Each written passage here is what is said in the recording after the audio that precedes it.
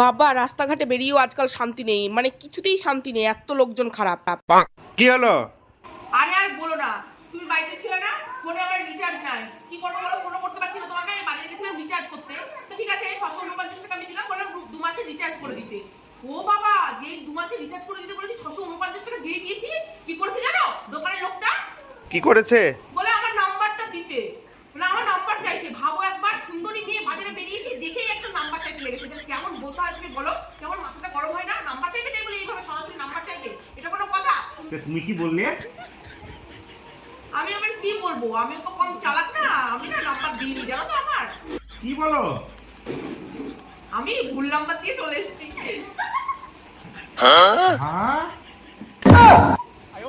ভালো করে কি বলো, হ্যাঁ নিজেকে খুব চালাক মনে করে, স্মার্ট মনে করে। আমার নাম্বার চাইছে, আমি তো কম না, ভুল নাম্বার দিয়ে চলে এসেছি। না এবার বোঝো ঠালা, ফোন করবে ভাবছে আমাকে, বাড়িতে স্বপ্ন দেখছে যে আমাকে ফোন করবে, ওই জন্য ভুল নাম্বার দিয়ে চলে এসেছি।